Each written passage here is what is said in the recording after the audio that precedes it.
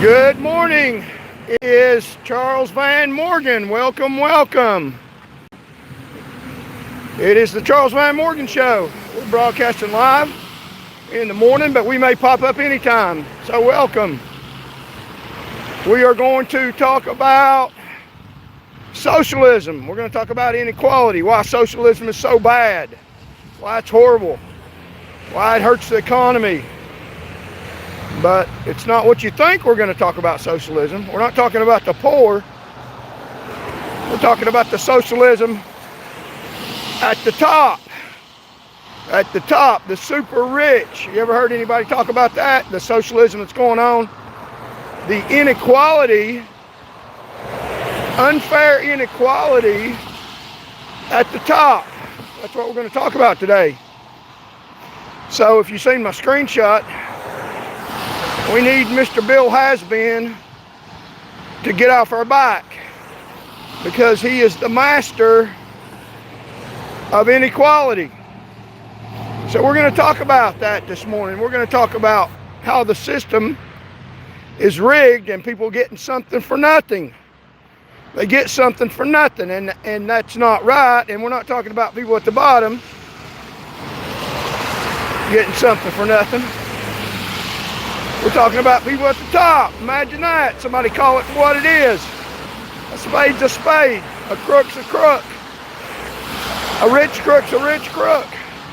So we're going to talk about inequality today. We're going to talk about some of these dirty billionaires. And we're going to use their own standards against them, except for one difference. Let me get across the road here. We're going to be fair. We're going to use a fair standard against them. They don't use a fair standard. So the rich get richer and the poor, me and you, get prison. The rich get richer and the poor get prison. In a lot of cases, the rich get richer and the poor get executed. It's a book by Jeffrey Ryman. You do a little reading, I agree with a lot of what he says, and a lot of what he says, some of what he says I don't. But I know we have a system of inequality. We don't have a environment where businesses succeed and workers succeed. A free market economy. We do not have a free market economy in the United States of America. It's a facade. Because a free market economy rewards work. What we have is a failure for us to communicate, because we need to tell you, and that's what we're doing here. We're communicating the ripoff in the economy. It's not a free market economy in the United States. It's an economy full of socialism. At the top, not at the bottom. See, they write the script. Let's flip the script to the truth. Because the free market economy in the United States of America is non-existent. It's a socialist economy, but it's not a socialist economy from people at the bottom. How could it be? People at the bottom, you and me, only own a very small portion of all the wealth in the United States. We own 2, maybe 3 or 4%. The mass populace own maybe 2, 3 or 4% of all the wealth in the United States of America. So if we're socialists, we're not doing a very damn good job of it, are we? So it's not socialism at the bottom. If it was a free market economy, we'd have what we deserve, what we worked for. But the socialism is at the top, where Bill Haslam, I call him Bill Has-Been, resides. So speaking of truth to power, join me. We're going to talk about the socialist economy in the United States of America, directed by Bill Haslam. He loves socialism. He says he don't. But stop listening to what these propagandists say and look at what they do. Because they promote socialism for them, and they take your hard work and dedication from you. That's a fact. We're going to put it out to over 1.3 million people. It's a little bit harder for them to control messaging when we have stuff like social media nowadays. When we have truth tellers like me, Charles Van Morgan. So we're going to tell you the truth about Bill Haslam's socialist economy, Bill Haslam's socialist government. Now, Bill Haslam really had never worked a day in his damn life. And he's one of the richest men in the world. How does that happen? It's called socialism. That's not a free market economy. That's socialism. We're going to hold him to the same standard that he holds you to. But we're gonna hold him to a fair standard. He holds you to a standard, and he's not even fair about it. We're gonna hold him to the same standard, and I'm gonna be fair about it. I'm not gonna lie, cheat, rob, and steal, or defame him. I'm gonna tell the truth. So the standard he holds us to is one of defamation and falsehood. It's a standard, and then he lies to get us to meet it there. Welcome, come on in. Charles Van Morgan got a great show for you today. A show I love because we're gonna not physically, we're gonna attack the top with truth. We're gonna attack the billionaires. Imagine that. Imagine that. We're gonna chase them. Symbolically, we're not threatening violence. So here we go. Welcome, welcome. Come on board. It's the Charles Van Morgan Show. So we're going to talk about Mr. Bill Haslam today. We got our umbrella prepared for the rain, and we're going to hold him to a standard just like we did he's the governor now. Not really, I mean, not practically, he ain't got his name on the office, but he's really the governor because he runs the governor's office. I mean, he's the one that helped Bill Lee get elected, having parties at his mansion that me or you couldn't afford. But we're going to talk about Bill Haslam. Now, I got a screenshot of him on the broken down Gay Street Bridge, which is about like his broken down system. It doesn't work for us. So let's turn this around. It doesn't work for us. His little system doesn't work for us. It works for him. It's called socialism. Now, they preach all day long, free market economy. You work, you ought to be able to build and lift yourself up, and they preach against socialism. That's unfair. That gives wealth to people that don't deserve it. And that's their rhetoric. And boy, people jump on board. Yeah, we don't want socialism. We don't want people that don't want to work, don't want to do anything to get our money. And that's what they tell you in their well-funded PR campaigns. But I got another PR campaign coming from Charles Van Morgan. Now they're going to say it's the horse's mouth. I'm going to tell you it's the mouth of truth. And they asked for it, so we're going to give it to them. They started this fight, so we're going to end it. We're going to end it because they underestimate the human spirit. They underestimate the value, not of a dollar, because a dollar ain't nothing.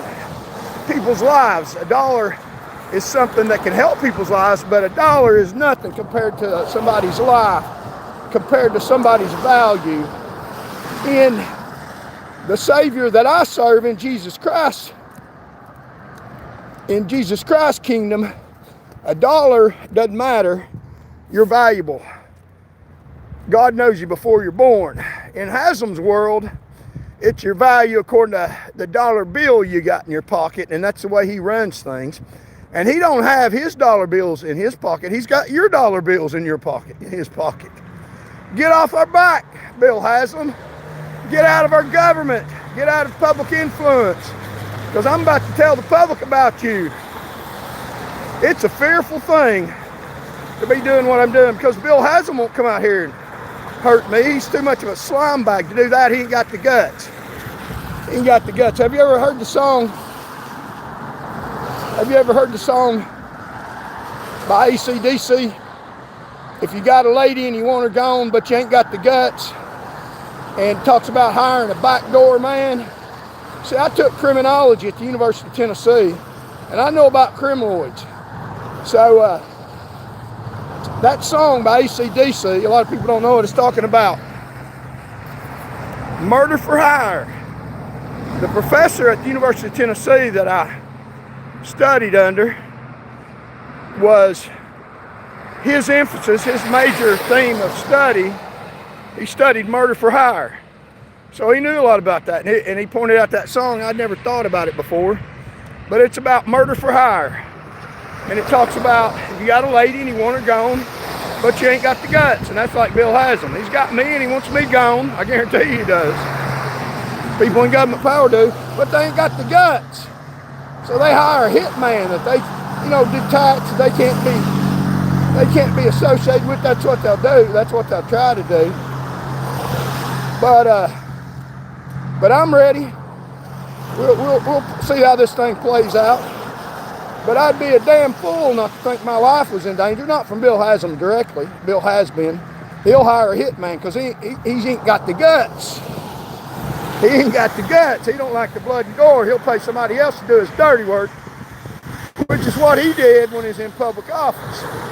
He had his little hitman out. That's what I think. Now his standard, we're going to hold him to the same standard we held him to, but see, I'm a little different than Bill has been. I'm honest, I'm truthful, and I'll hold him to a standard and put the true facts to the standard. He holds you to a standard and can't meet the standard, so he lies on you. That's what he does. The buck stops with him. So I'm going to enjoy this one. Stand by with me here. We're going to talk about Bill Haslam and the socialist government that he runs when he screams we're socialists, when he's the leader of the Socialist Party. And he is the defector of a free market economy. It's not a free market economy under that dirtbag. So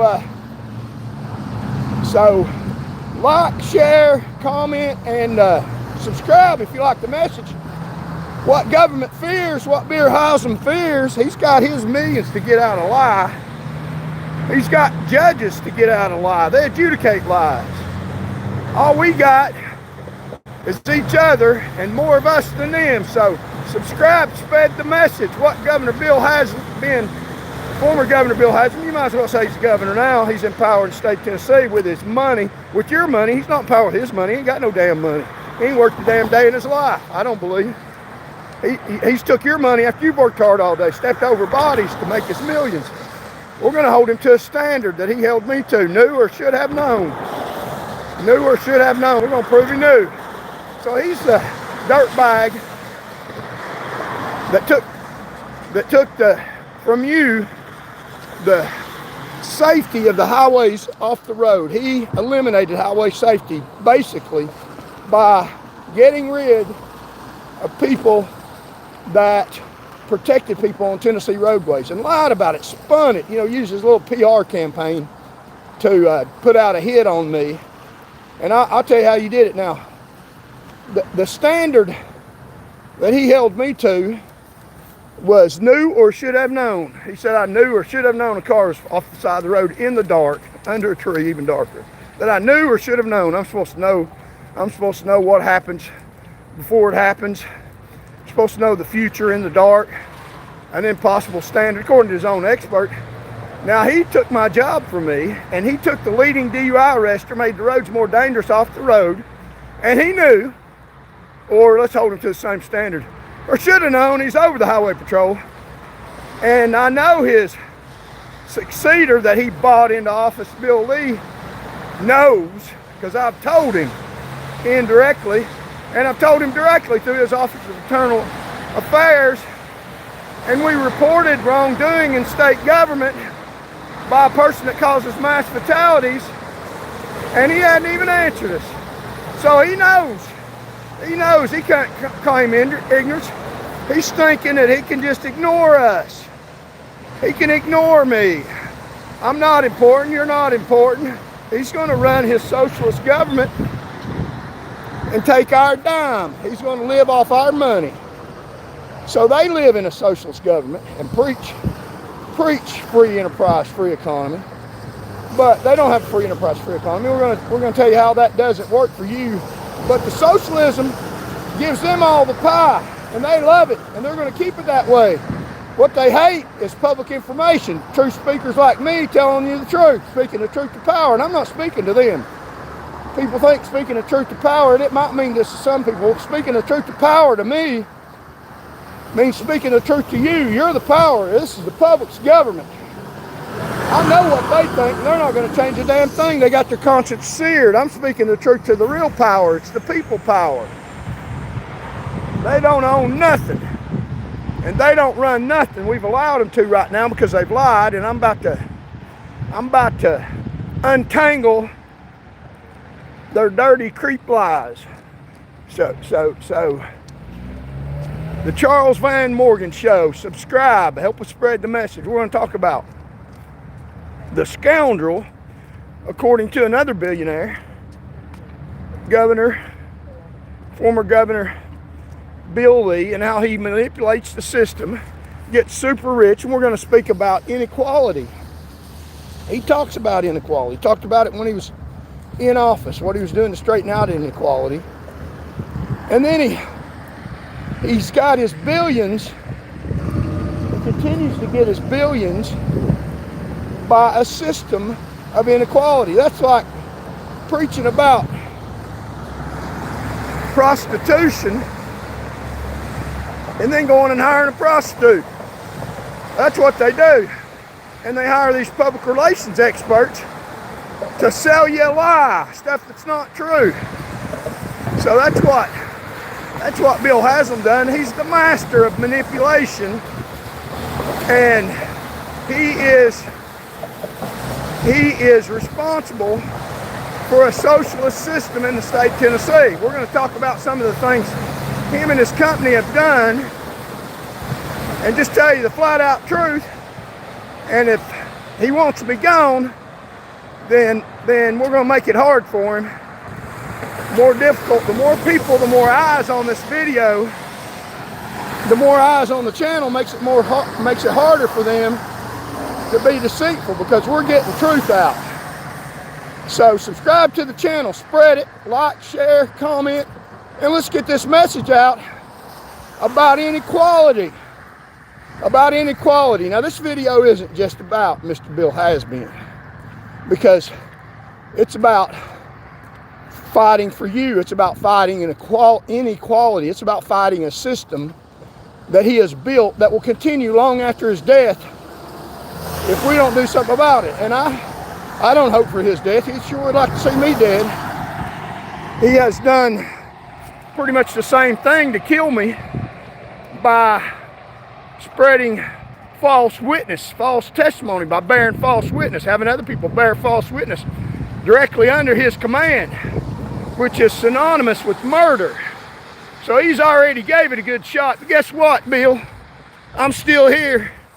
And someday, I hope and pray to God the truth will break free. I think it is. 1.3 million people. So we're talking about inequality. Why can't you get anywhere? Why are the prices of groceries high? What's the affordability problem? Now they'll distract you, tell you all kinds of crazy stuff. Tell you all kinds of stuff. It sure ain't their fault. They ain't taking responsibility.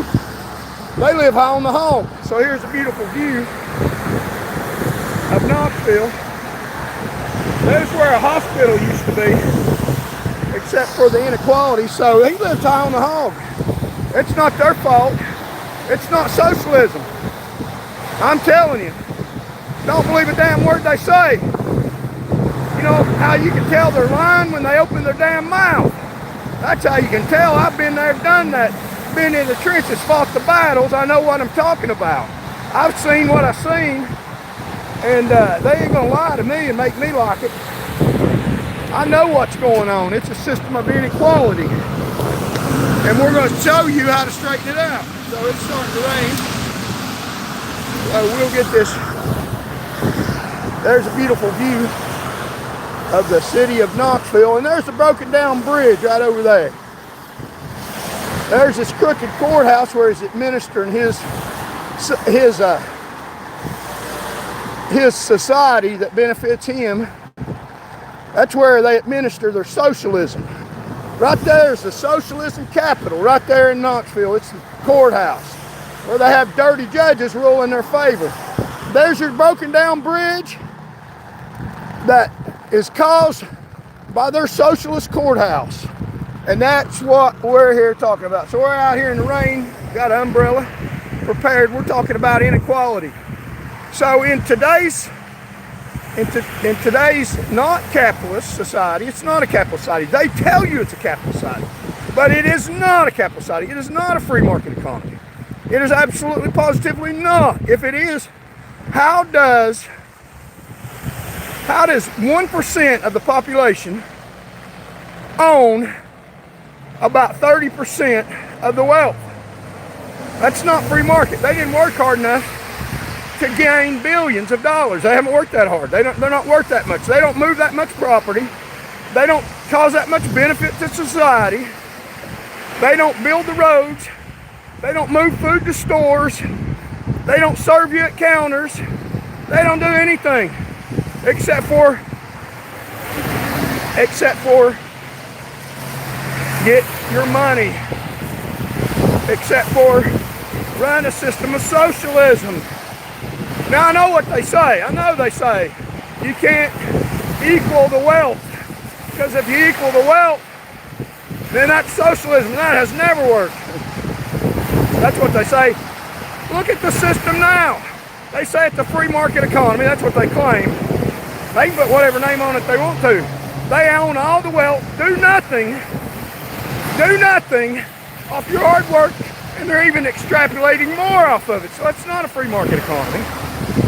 It's called socialism at the top. If it's a free market economy, do they work hard enough to own 30% of all the wealth?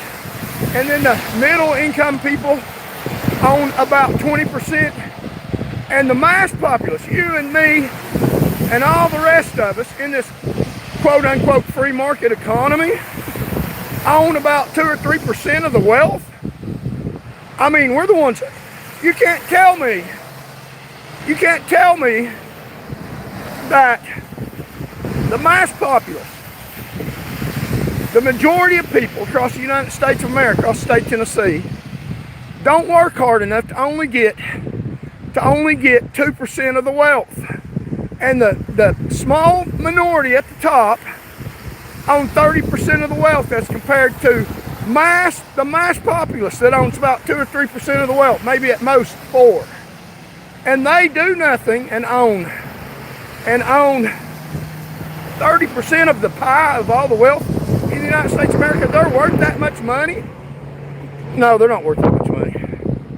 They get that much money because it's socialism for them, and they brand it a free market economy. They lie. It's not a free market economy. It's an economy that is a socialist economy. And we need, in order to make the government run efficiently, in order to provide food for hard-working families, we need an equal distribution of the wealth. We need a free market economy. It's not right now. That's what I'm working toward. They're working toward socialism. Continue to maintain their mass wealth and accumulation. And the disparity between the rich and poor is growing astronomically. Now, you call it whatever you want to. Kids and people going hungry, or people going homeless, people living paycheck to paycheck. That's not a system that is viable, whatever the hell you want to call it. I know what it is. It's a socialist system. Socialism at the top, exploiting people at the bottom. And I'm going to explain to you how they do it. Now, Mr. Haslam is the biggest exploiter of them all. He's one of the richest people in the world. He got rich off his convenience stores that hires workers and exploits the system, because the financial system for us is based on risk. If you want to borrow money, then you can borrow money. But if you have a problem paying it back because your job don't pay you enough, then you have to pay it back with high interest because you're a high risk, so you can borrow the money, but you pay more money back because you're a risk to the institution that loaned it to you. So they take a high risk, you have to pay them more money. They'll take the risk and pay them more money. Bill Haslam runs his convenience stores, and he's sold a lot of them off. I think a lot to do with me speaking out against him. He runs his convenience stores and pays his employees pennies for the billions that he's got. He takes no risk. He doesn't work in those convenience stores. Those convenience stores are some of the most dangerous places on the planet. There's high risk. You can lose your job. They're stop and robs. So he takes no risk and flips the financial situation on its head. And I put this out a few years ago, and it didn't get a lot of traction. Somebody even said something bad about it that's poor. And, you know, saying that I should speak good of people. Yeah, if people are trying to rip you off, that's not the way it works in my book. People trying to rip me off, I'll call it what it is. They're trying to rip me off. So Bill Haslam flipped the financial system on its head. He hires workers, and that's not all he did. It's a lot more. We're on this. We're gonna talk about Bill Haslam, and we're gonna tell you the truth about him. This is his show. This is for you, Bill. Da-da-da. Hey, Bill, this is for you. You scoundrel. That's not what I called him. That's what another billionaire called him in a roundabout way. So the convenience store workers get paid minimum wage, maybe a little more, in stop and robs. Those convenience stores are one of the most dangerous places on the planet. There's about 300 convenience store workers get killed every year working at convenience stores. So it's a high-risk place to work. The owners of the convenience stores don't take no risk. Unlike the financial situation, if you take a risk, like the convenience stores, you should be paid adequately for your risk.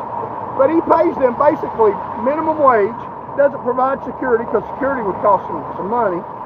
And the workers don't get paid for their risk, and he makes billions off of their risk in an office somewhere far, far away. And just a few years ago, three of his convenience store workers got killed in one incident on Straw Plains. He took no risk, stepped over the bodies, got his money out of the cash register, literally, and hired more convenience store workers, and said he felt bad about it. Now he's got a big, massive PR campaigning department that spreads propaganda that he's the most wonderful, greatest person that walks on the planet. And he's a slick-tongued politician. And every word comes out of his mouth is a lie. He's a coward. He won't even try to hurt me himself. He'll hire somebody else to do that if he does, because he's got somebody that he wants him gone, but he ain't got the guts.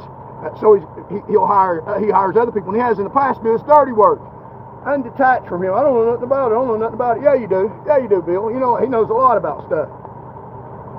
So he claims he has grassroots support. AstroTurf support's what it is. When he was running for office, he got a small group of people, grassroots people, police officers, your workers, and God bless police officers to protect them. I'm on your side, I really am. He's not. He used Norman Rickman to get elected. I know Norman Rickman. So he astroturfs. He gets a small segment of the society, the grassroots, and acts like he has grassroots support. So he got Norman Rickman to do a commercial for him. Now Norman Rickman is deceased now, God rest his soul. Now I know Norman Rickman. Now Norman Rickman did a commercial. You type in his name about Bill Haslam. He talks about he got shot. He got shot in two separate incidences, multiple times. Now you think about that. They idolize these people that get damaged, and they pin it like they're serving society. And you know, that's good. That's all good, fine. I get it to a certain extent. But a lot of times you won't hear this anywhere else. I've been a police officer. I've walked in their shoes. I know. I've been demonized because I ain't got a scratch on me. Because I know how to walk around without getting myself killed. I knew how to be a police officer without getting hurt.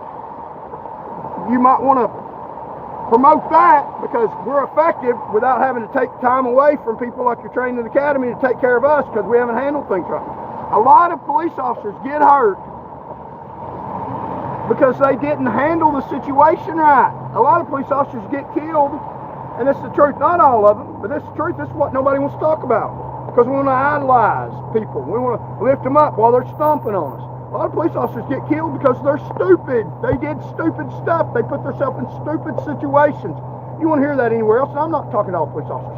Police officers, you know what I'm talking about. You're on patrol and you see an officer do something, you're like, man, I'll get you killed. I won't do that. You don't tell them, but it's just glaring. A lot of these older police officers know that. They're thinking, man, I wouldn't have survived to retirement had I done what these stupid idiots are doing. So Norman Rickman was shot several times in 2 different incidences. He did a commercial for then running Governor Bill Lee. He was running for the governor's office. Now here's what he did. He acted like he had grassroots support. It's called AstroTurf. He got a member of the rank and file, a police officer, and God rest their soul. I appreciate police. Some of them are dumb as doorknobs. Turn your video camera on, video it live so they can't erase what people see. They won't release their body cams. So, it's called accountability. So Norman Rickman did a commercial for him. He got shot. And I know Officer Norman Rickman. I like Officer Norman Rickman. But he was wrong about Bill Haslam. Very wrong. Bill Haslam fooled him. So he did a commercial for him when he was running for governor saying that Bill Haslam, when he got shot in the incident, and I was on patrol, I went out looking for the guy that shot him. There's a burglar at a house, and he walks around the back of the house, and the guy comes out of the house and shot him, not wanting to go to jail. And Norman Rickman got injured. He had to go to the hospital. He had to have surgery and was in serious condition for a while. And he said, he did a commercial for Bill Haslam. He said, you can look it up. He said while he was in the hospital, Bill Lee came and sat on the floor and talked to his family and talked to his kids and was real encouraging to him.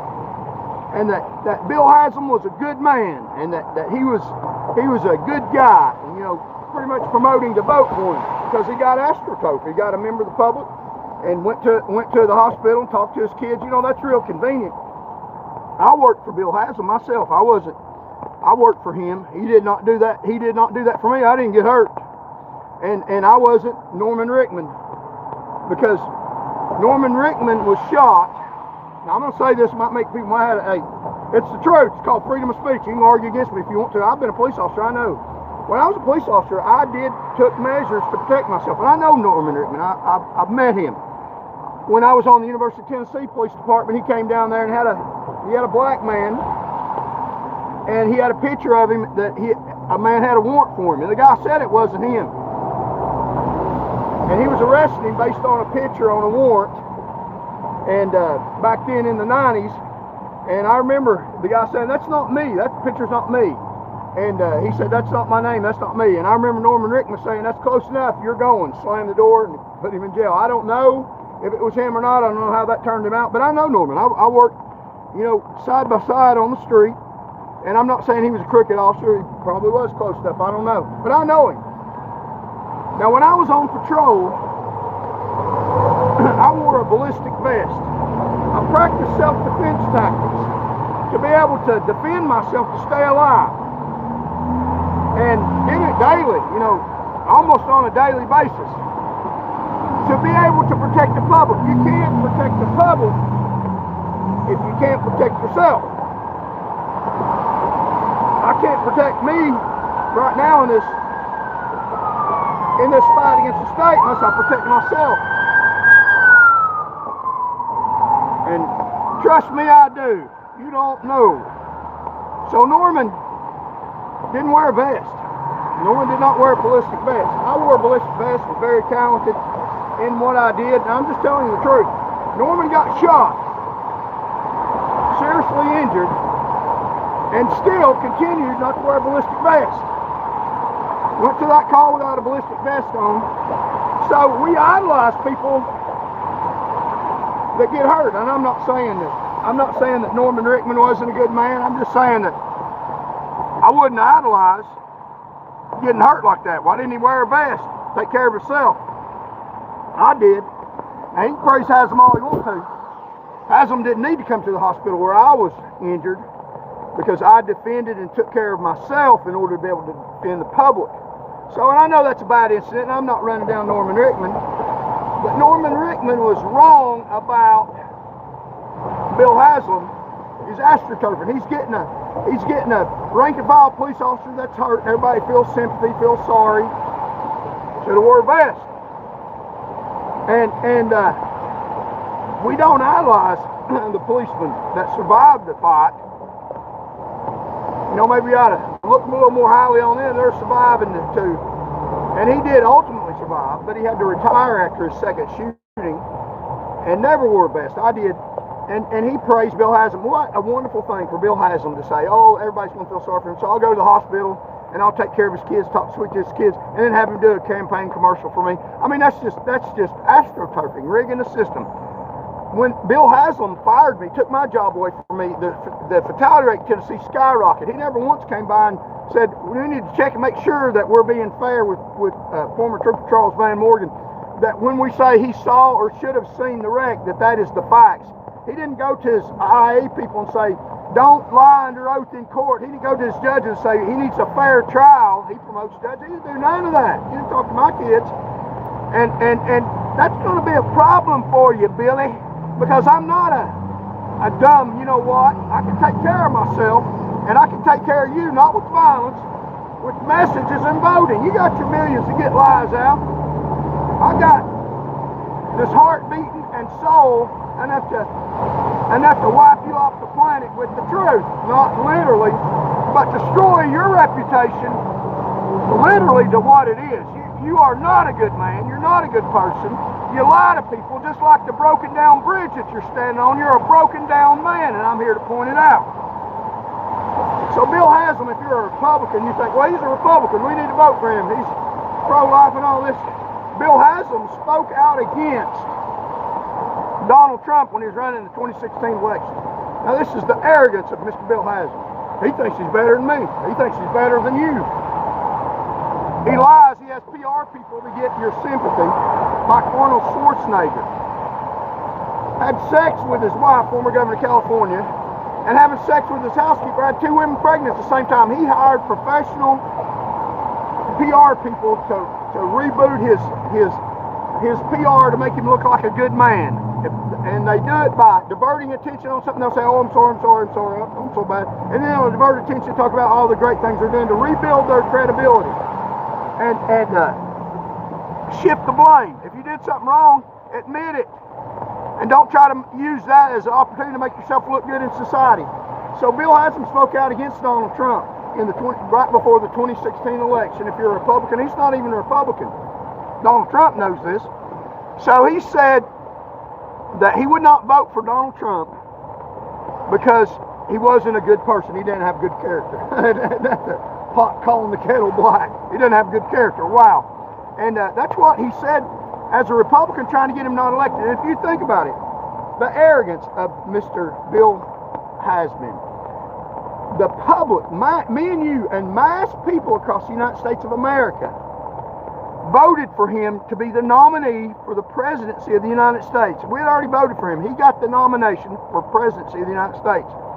Millions of people, but Bill has been, in his arrogance, says, I don't care what millions of people in the party that I'm a part of supposedly believe. I know better than millions of people, and I'm going to say, even though you all voted for him, I'm going to try to prevent him from getting elected. Say, I know better, don't vote for him, because he's not a good moral character. I can't endorse him. He publicly said that. He could have kept his mouth shut and thought, well, millions of people, I'm not going to overrule millions of people. I'm not that arrogant. But that's how arrogant he is. He thinks he knows more than you. He spoke out against the will of millions of people. It wasn't just him stating his opinion. He was getting on a platform to try to deter the will of millions of people. That's who he is. He don't care what you think. He could care less. It's all about him. anything he does good is for public attention. Just like when he went to Norman Richmond in the hospital, visiting almost on a daily basis, talking to his children. It was for a publicity so that he could run for governor later and convince Norman Richmond that he's a great man. When Norman Richmond would have never been in that situation had he wore a ballistic vest. I'm just saying. So that's the truth that nobody wants to hear. A lot of police officers do a lot of stupid stuff. I've seen them do it. That gets them killed, gets them injured. And everybody is boo-hoo, oh, yeah. It's your responsibility to take care of your life. If you can't do the job, quit and get another job. Don't work for Bill Haslam because that's a lot more dangerous. And I'm not saying there are circumstances, I understand, where officers get into protecting human lives and they do their best and they still get injured. But those are few and far between. A lot of officers are killed from stupidity, putting themselves in situations that they did not have to be in. And they could have handled it different and better. And officers that survive, you want to call them a dirty person because they survived the fight? No, that's not dirty. I've heard it a lot. Shoot them in the leg, you know. No, center mass. Center mass. So that's just, those are just two things. Mr. Bill Haslam, AstroTurf. He got small people, grassroots, to do commercials to act like he had grassroots support. He didn't have grassroots support. He lied to get his grassroots support. So here we go. Got people on here. Thank y'all for joining me. Charles Van Morgan, like, share, and comment. So we'll continue to talk about Bill Haslam, the socialist economy that he ran when he was in government office. So he owns Haslam Oil. He's one of the richest men in the world. He was running his business. Now, he wasn't directly in the business, but he was getting money off of it. And one of his managers went to jail because he defrauded a lot of Hispanic and foreign people out of money. They ran a scheme, and Jimmy Haslam was in a meeting when they were talking about the scheme. You can hear his voice. He said he denies any knowledge of it, but he told them to work in creative ways to make more money at the stores. And Bill Haslam was making money off of it. So what they did was they had agreements with trucking businesses, a lot of them that didn't speak English, that they got a rebate and special privileges for having an agreement to buy their fuel at Haslam's pilot gas stations. So the price of fuel changed daily. So it was easy to manipulate. So when the price went down, Haslam's managers would leave it the same. So he was getting a few cents from hundreds of stores all across the United States, which adds up to millions of dollars. He was manipulating the price and not giving people what he had agreed to, committing fraud. So that was caught on, and they raided the Knoxville office of Pilot Oil here in Knoxville, and I think about 2009, 8 or 9, and went in and got all the books and uncovered this fraud by a manager at Pilot Oil that discussed the fraud in a meeting that Jimmy Haslam, Bill Haslam's brother, was in. Now, he says he didn't know anything about it, but you can hear his voice in the meeting where they had and did discuss the fraud, the scheme to manipulate the bargain that they had made and not keep it. And when the price went down, they'd still charge these truck drivers the same or a higher amount, not telling them the true value of what they had agreed to. And a lot of them didn't speak English, so it was easy to manipulate these trucking companies. And if a few cents and a few dollars across thousands of people adds up to millions. So that's the scheme that they were running, and it was fraud, not keeping their agreement. They were charged for federal crimes, and Pilot's manager was on trial for fraud, for manipulating that scheme. And this is Bill Haslam's business. Now, he wasn't directly involved in that, but he's getting buku bucks off this. and off the scheme. And Jimmy Haslam's in meetings talking about it, not directly talking about it, but he could have heard, very likely. He claims he didn't, and I don't know.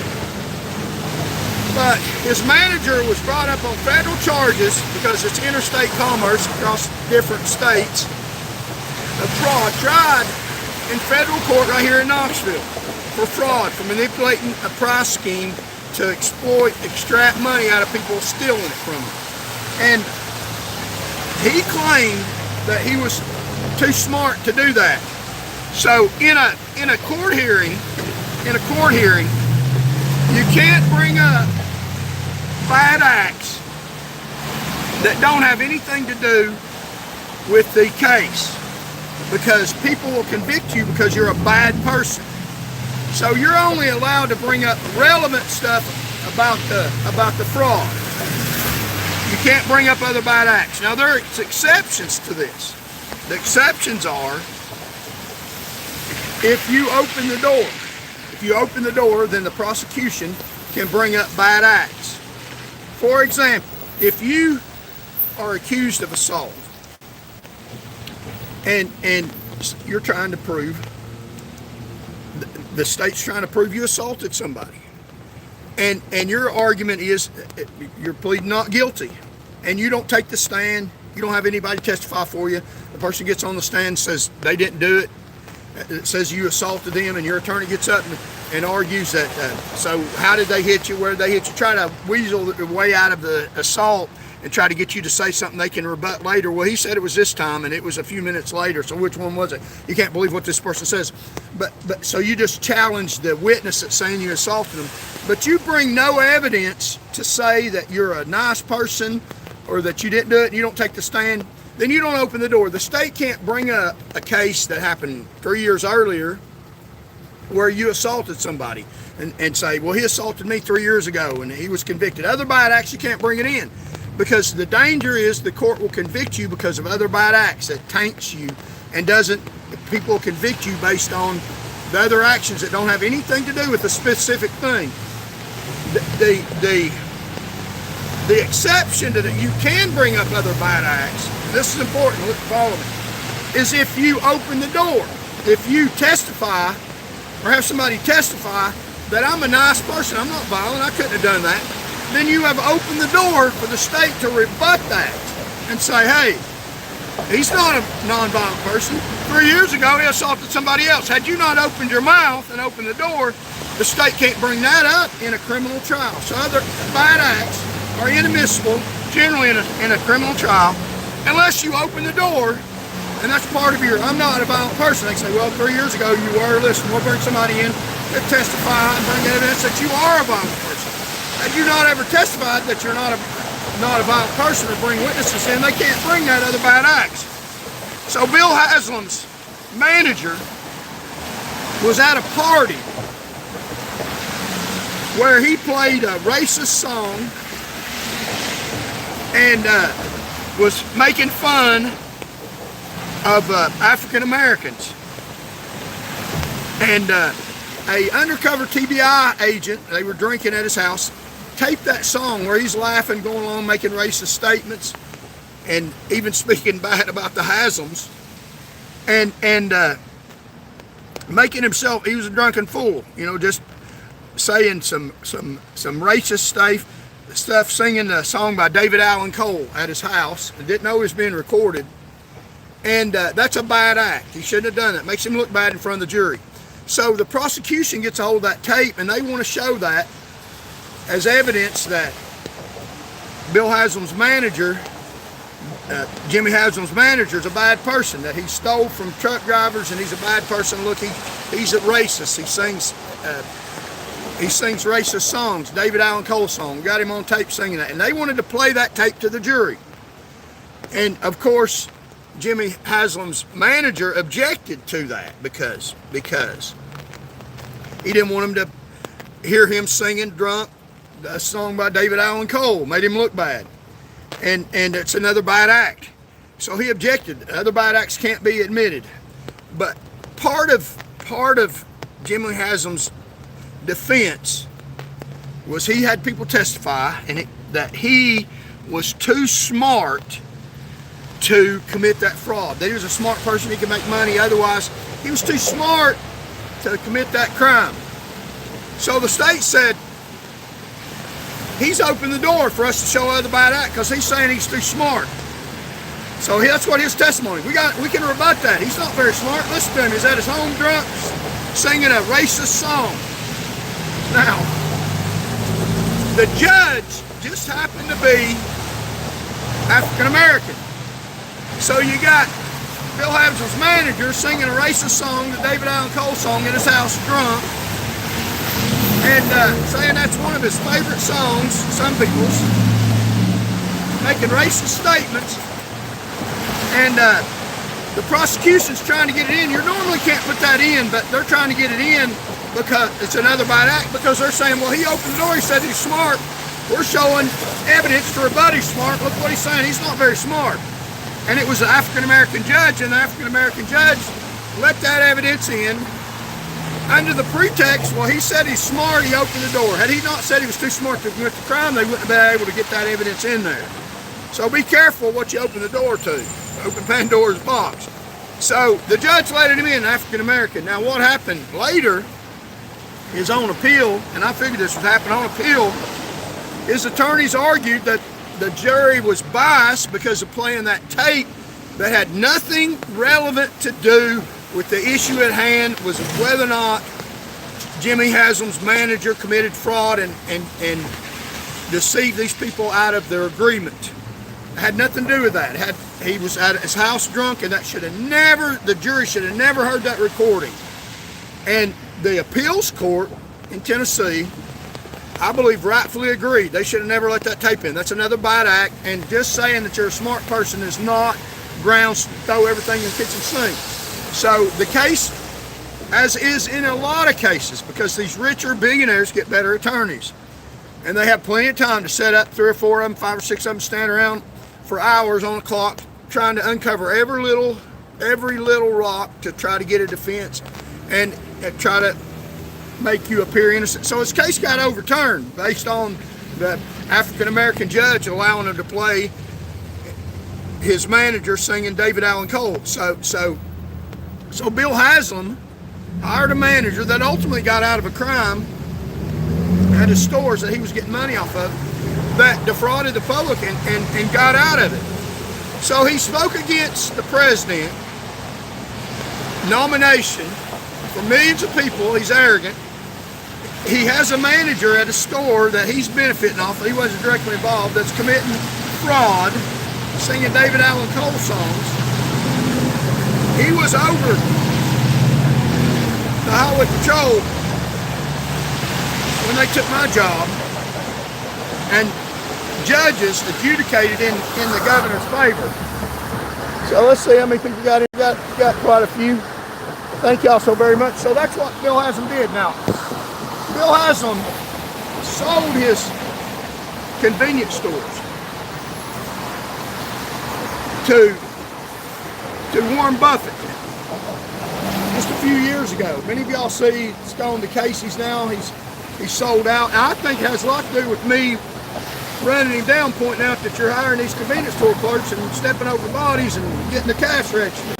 So he's trying to get out of the convenience store market because he's already got his billions. He sold them to Warren Buffett and kept about 20% of the interest in the Haslam stores, with an option for Warren Buffett to buy out the remaining 20%. Now this is just recent. So this is what Bill Haslam did, and Jimmy Haslam. Now they had that 20%, and Warren Buffett had an option to buy the 20%. He already bought 80%, to completely buy it out and own all of the stores that Bill Haslam and Jimmy Haslam put up for sale. The billionaires, the socialists that talk about a free market economy. It's not free market economy. It's an economy that all benefits them, and you work for them, and you give them stuff they haven't worked for and don't deserve. There's no man that's worth $4 billion that's earned enough to get that themselves, and he's got that in his lifetime. It was inherited, and he's not earned that much. He's extrapolated, exploited. He's had a socialist government ending his taxes and raising yours. So Mr. Mr. Warren Buffett was going to buy out the remaining 20%, but Haslam still had 20% in. So what they did was Mr. Warren Buffett was trying to buy it out, and Haslam's inflated the price of the stores with making deals with the managers to inflate the value of the store, so that when Warren Buffett bought the remaining 20%, he would have to pay a whole lot more. He'd have to pay more than it's worth. Does that sound more like what he was doing, what they were doing with the Pilot Corporation when he was ripping off truck drivers, falsely inflating and deflating things when the real value was hidden? That's what rich people sometimes do. So Haslam sued Warren Buffett. They'll even sue you. They're doing wrong and they'll sue you when they're the ones doing wrong, because he wanted more money out of Warren Buffett.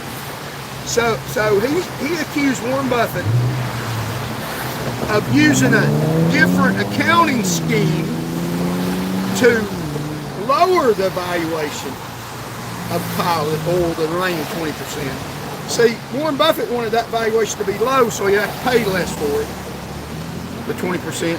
And Haslam wanted the valuation to be high so Warren Buffett had to pay more. So you got these billionaires arguing and suing each other over accounting. And Bill Haslam sues Warren Buffett. So Warren Buffett sues him back, saying, no, the value isn't lower, my accounting procedures are right. You're talking to managers and offering to pay them money to falsely inflate the value. So they're suing each other, and they worked out a deal right before trial, or a bunch of stuff would have come out in trial, and a bunch of reporters would have been there listening, trying to figure out who was really at fault. My personal opinion is that past performance, and you'll probably get the same conduct later. And they manipulated Pilot Oil, manipulated stuff, and even got a conviction that was overturned because of a judge's wrong decision, and the states decided not to retry the manager. But I believe that Bill Haslam has went to people and tried to inflate the value to get more money, squeeze more money out of something he didn't work for, didn't belong, and to pay people off. And that's what I think, my personal opinion. Now, I don't know that, but based on the previous conduct of Pilot Oil. So Warren Buffett was almost defrauded. Now they come to an agreement. And this is what another billionaire, he didn't say it directly about him, but in a letter before his board, he spoke about the deal with Bill Haslam. And then later on he changes the subject, but it's right after he talks about Bill Haslam. Then he talks about scoundrels. So he doesn't specifically say that he's talking about the Haslam family. We're talking about the richest man on the planet, Warren Buffett, his investment schemes. He says that, talks about the Bill Haslam incident, doesn't accuse him. They worked it out, and then in the next paragraph, not mentioning Bill Haslam, but he starts talking about people you shouldn't deal with. Although he doesn't mention his name, he calls, I think, Bill Haslam. He says, we got cheated or nearly cheated. I should have known better to trust them. They acted like rascals. That's Buffett speaking. They're shady. They tried to cheat us, and I regret doing business with them. They were dishonest. They were not sincere. They tried to manipulate us. They didn't say that directly about the Haslam family, but that's who he's talking about. But I think because it's in the next sentence that he just mentioned Bill Haslam. So here's what he said about the Haslam family. They were dishonest. They were not sincere. They tried to manipulate us. This is another billionaire talking about a billionaire Haslam that sued them. We got cheated or nearly cheated. I should have known better than to trust them. They acted like rascals. That's Buffett speaking. They're shady. They tried to cheat us, and I regret doing business with them. So that's a billionaire talking about. That's a billionaire talking about another billionaire talking about the Haslams. So the Haslam gets rich, flipping the financial system around, taking no risk, getting money, stepping over bodies, getting the cash register. The Haslams business ripped off truck drivers. Not a conviction, but it was overturned. The Haslam's business agreed to a sale of their business. Apparently, according to court documents, overinflated the value of the 20% to try to swindle more money out of Warren Buffett. Warren Buffett claims that they were shady, that he regretted doing business with him. Now, this is former governor of Tennessee. And he's the one that fired me. Said I knew or should have known that a car was off the road in the dark. Now, this is Mr. Haslam. I got grassroots support from somebody that should have protected themselves. And the sympathy, and he's had other people promoted to high office that have ended up doing stuff that promote themselves. So let's feel bad for stupid. You know, I'm not in the business of stupid. I prefer to think highly of people who are successful, or at least fighting for success and trying, even though they might not be successful at this time. They're not giving up. So we're talking about inequality. We're talking about Bill Haslam. His system his system that he set up of inequality. Now, he talks about inequality. He talks about, when he was governor, he talked about expanding educational opportunity to make it easier for people to get an education. Yet, I had an education before I worked for him, and he has destroyed my education that I got before. This is Mr. Bill Haslam. He's destroyed my education that I got before I went to work for him. I had a Master of Arts in Criminology. It's worthless now as far as working for state government. I'm going to not say it's worthless because it's not worthless. I know he's a criminal. So he destroyed my education. He says one thing and does another. Shady, isn't he?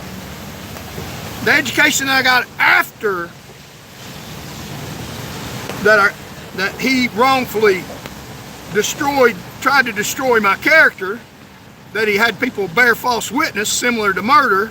The education that I got after, he's made that an uneffective. Can't get my law license. This is Bill Haslam. He's the one responsible for that. He knew or should have known. That's the standard he owed me to. He knew or should have known. Now, I don't know he knew or should have known. He knew because right after he terminated me, I was leading the whole state in drunk driving arrests. No one did it better than me. No one's doing this better than me, I don't think. I think that I got 1.3 million people, and people are listening. People don't like the system of inequality that these people in government power set up. It's not a fluke. It's not by chance. These people in public power, these people with money, have set up a system where you work real hard for them and they get everything, and you barely can eat and survive, have no medical care, and after you can't work for them anymore, you can't go to the hospital, there's not one around, they've closed them all, you fall over dead and they put somebody else in a position just like he ran his convenience stores. That's Mr. Bill Haslam, the great fine propagandist that thinks he's a great person. Well, I'm putting out this pretty good to over 1 million people. No, he's not. No, he's not. Don't listen to what he says. He says a lot of stuff. He says a lot of crap. Rips a lot of people off. Says a lot of bad stuff. He says a lot of good stuff about himself. Let's look at who he really is. And I just told you, he's a socialist. He knew because right after he took my position from me, didn't even know the real impact, didn't care. He praised somebody that hurt themselves, like he got grassroots support. He started doing commercials, and he did a commercial where he walks out, he's a big star, got a lot of money as governor, and you see glass breaking here, crashes. And this is after he took the leading trooper off the road that stopped crashes, stopped glass breaking before it ever happened, because before it happened, I put him in the back seat of my car and hauled him off to jail by the hundreds. Astronomically more than any troop in the state. I protect people. Those aren't words. Those aren't fancy PR propaganda parties.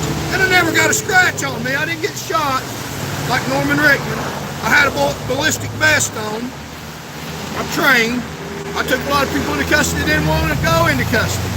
Never got a scratch on me. Did I scratch a few people that had to be scratched to go into custody to protect themselves? I defended myself on a few occasions, absolutely, and I was very smart in what I did. And I can tell you about a few times.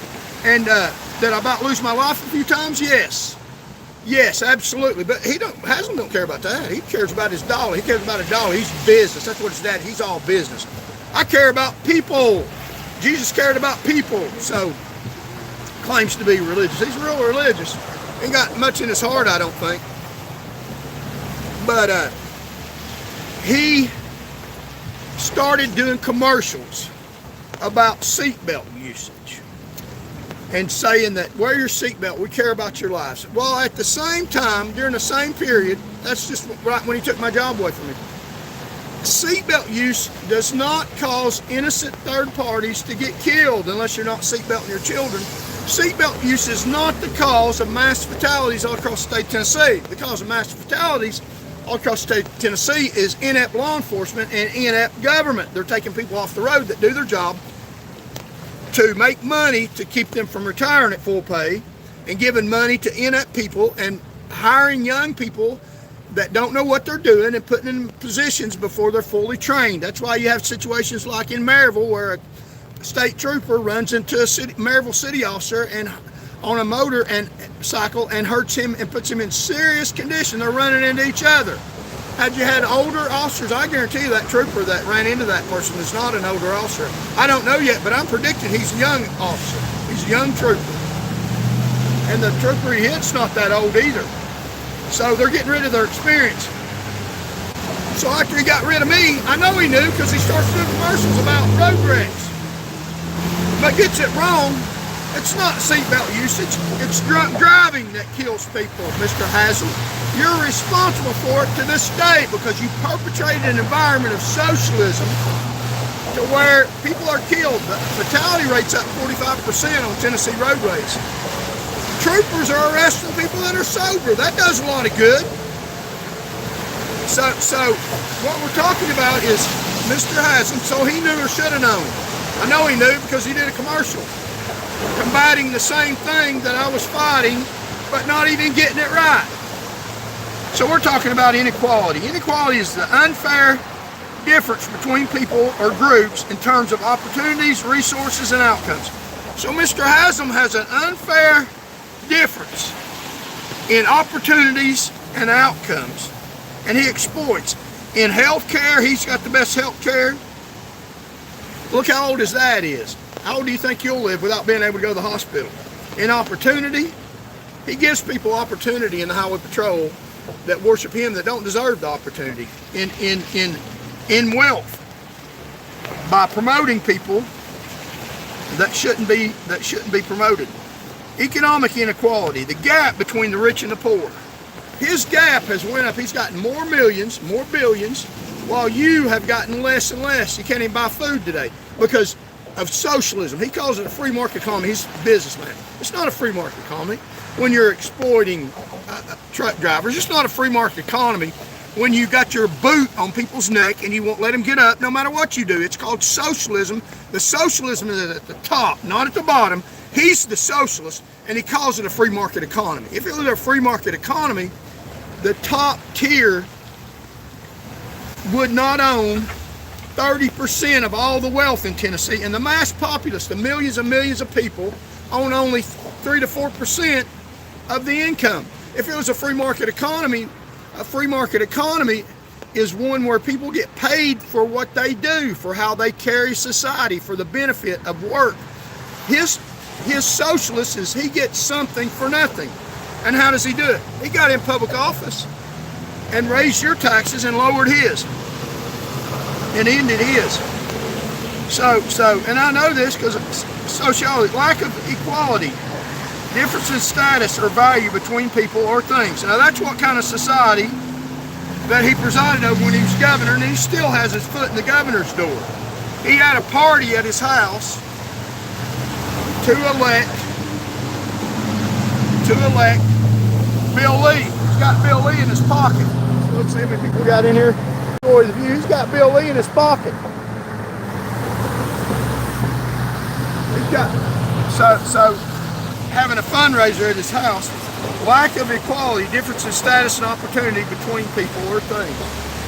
So it's not raining now. We'll put this down.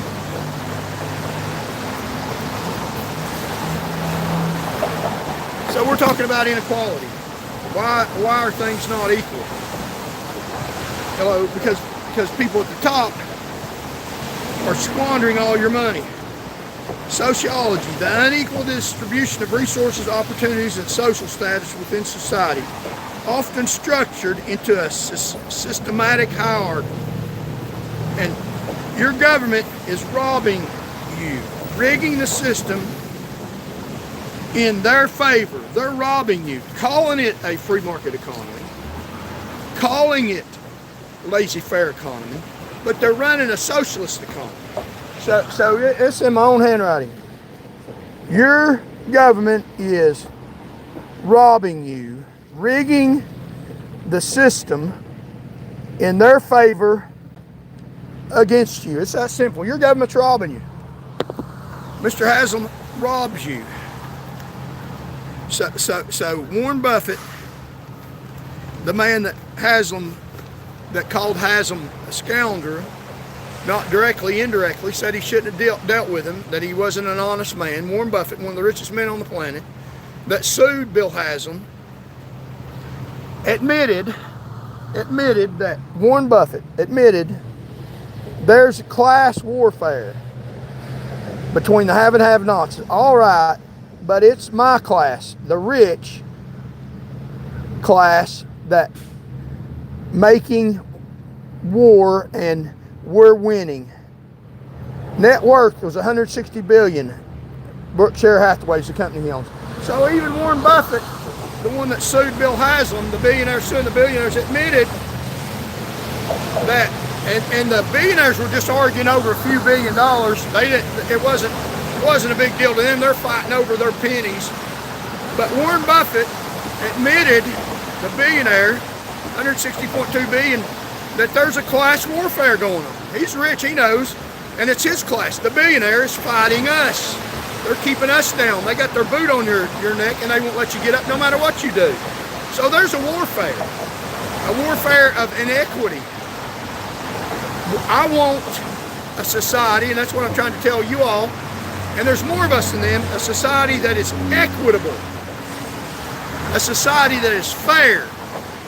It is unequitable now, where people at the top rung of society are running a socialist society, getting things that they don't deserve, that is hurting the economy. It's hurting the economy. That's why your food prices are high. That's why the affordability issue is an issue with unequal distribution of resources based on not a free market economy, based on welfare at the top. They get so much, they're gluttons, that they're taking all the benefits where people can't afford to leave. This is class warfare. They've declared war on us. So that's what Warren Buffett said about the billionaires, about him and Haslam. And that's what he mentioned about him. Well, in the next sentence, that he's a scoundrel, and I believe that he is. So we're going over the notes here. So a lot of the things I already mentioned about Bill.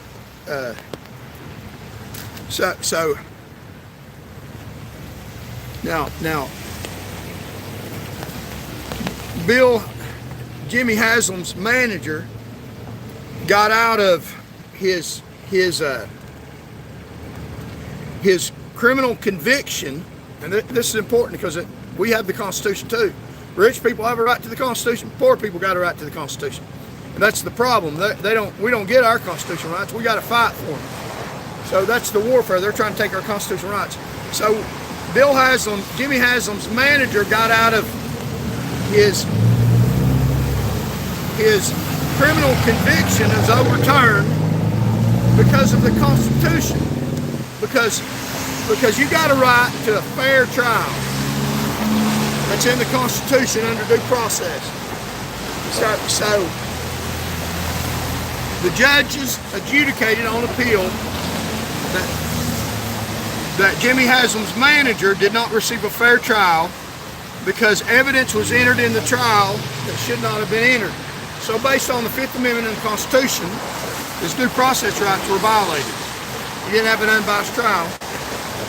So the Constitution is powerful. It's a powerful phenomenon. We need to use it. Poor people can use it too, rich people, and we have a right to the Constitution too. So, this is how powerful the Constitution is. People in government power try to get around it. They don't like the Constitution. It protects us from government overreach.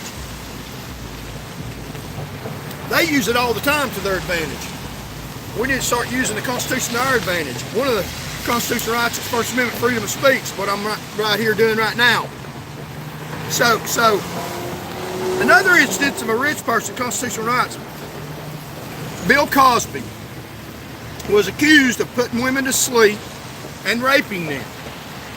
And in civil papers, he admitted to just that. A wicked man. But in civil papers, one of our constitutional rights is your right to remain silent. And that's a constitutional right because if you have to testify against yourself, the government can get you to say anything they want to say or manipulate the system or make it sound like you said you're guilty when you're not. And they do that a lot. So Bill Cosby was getting sued by some of these women for raping them, getting sued in civil court. And under the Constitution, you have a right not to incriminate yourself. So even in a civil trial, if you are being asked about something that could cause criminal liability, that could have you put in jail, you have a right not to answer that question, even in a civil trial. So Bill Lee is in deposition, sworn under oath, and if he's going to be asked about did he drug those women, put them to sleep, then he can say, he don't have to answer, he can say, I plead the Fifth Amendment. And that is not supposed to mean that you're guilty. It just means that something that you don't have to answer. You don't have to help the government prove its case, or you don't have to say anything. You have the right to remain silent. There's no inference supposed to be made of that. And he could use that right. Now, he would have had to answer other than the fact that it could have given him criminal or sanctions against him. So what the prosecutor did, so that he would have to answer the question, is he took the criminal charges off the table and said, you have to answer these questions. We agree that we're not going to charge you criminally with these crimes of drugging and raping women. So you can't plead the Fifth Amendment because you're not subject to criminal liability. So he agreed he had to answer the question because he was not being charged, not going to be charged criminally. So he was forced to answer the questions that he did drug these women, and that he did do those horrible, awful things. The comedian Bill Cosby, and so he had to pay out a lot of money. And then later on, a new prosecutor came into office. And the Fifth Amendment, you don't have to testify against yourself. You can refuse to. They can't beat you in the stomach or waterboard you. They can't. You don't have to answer questions. They have to prove their case other than your testimony. If they can prove their case other than your testimony, then they can get a conviction. If they have to have your testimony to prove a conviction, in America, you don't get a conviction. That's to stop the power of the government, because they would convict innocent people. So we have rights that you can prove your case, but you don't have to have me say it. I can just sit there and be quiet. If you can't prove it with me being quiet, then we're free to go. And so Bill Cosby exercised his Fifth Amendment in the civil trial, and they said, no, you can't. You can only use that if you're subject to criminal sanctions. We're going to promise you under agreement that you won't be charged, so you cannot claim the Fifth Amendment because you're not being subject to criminal sanctions. Then they got a new prosecutor, and the new prosecutor said that, well, we're going to forget about that agreement, and we're going to use your testimony in the civil trial that you did that. So they presented his testimony in civil trial that he drugged and raped those women, and used that at trial, and jury bought it, and they might have got a conviction anyway. And he got convicted of those heinous crimes of rape, and in his 80s got sentenced to prison. on appeal, see, these rich people have access to attorneys that can sit around and think and plan, and they will enforce their constitutional rights. That's what we need to do. Don't trample on our First Amendment rights, and these are in heinous cases. We're talking about when we don't do anything wrong, they trample over our First Amendment rights. They trample over our constitutional rights. Don't let them do it. Fight them. That's what soldiers fight and die for. So, on appeal,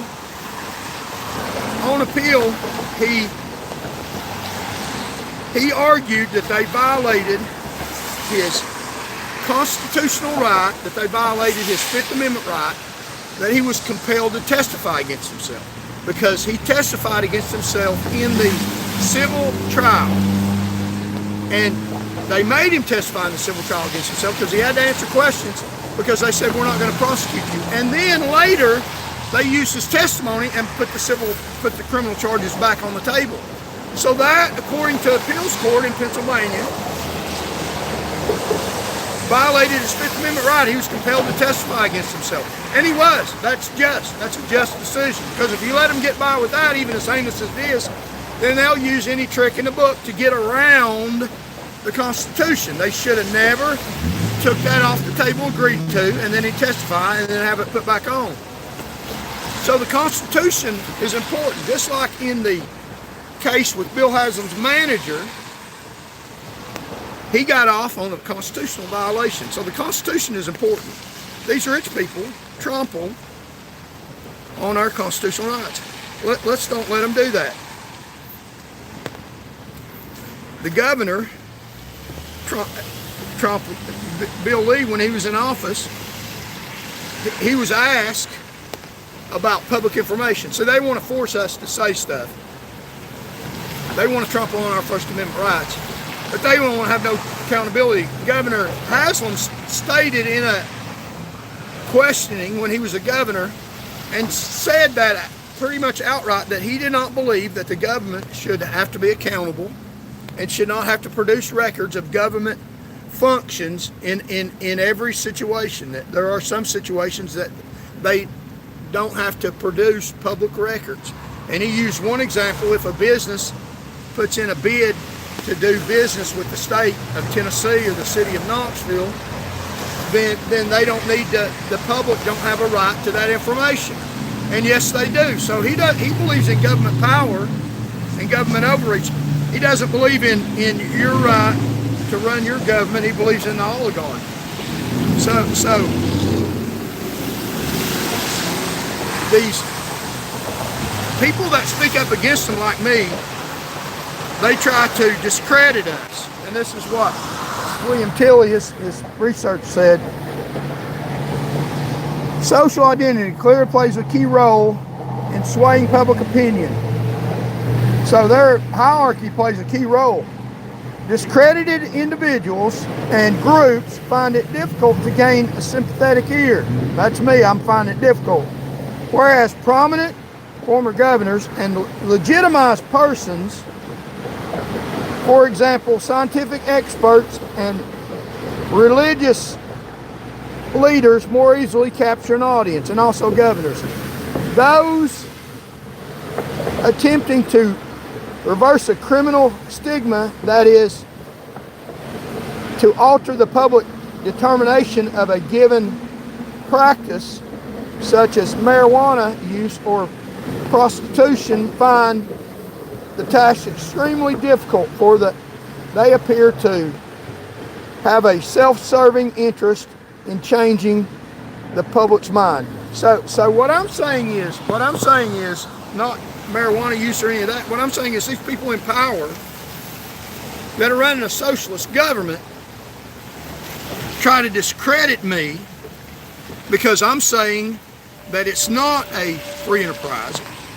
It's not a laissez-faire economy. It is a socialist economy that benefits them, that you do all the work and benefit them. But they try to discredit me to say that I'm self-serving and try to discredit me, but they're the ones self-serving. Bill Haslam's self-serving. So here's what we can do about it. And this is this isn't very popular either, but it's just the damn truth. And we need to be effective. One of the ways I was effective when I was a police officer is wearing a ballistic vest, training and working out, being able to defend myself. I never got shot up. So we can use unruly tactics. Perhaps it is disconcerting to discover that restraint is not rewarded with success, but those who use more unruly tactics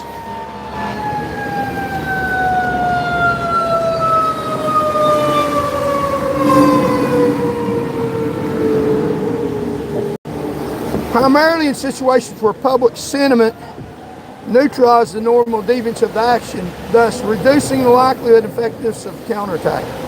So unruly tactics escape misfortune.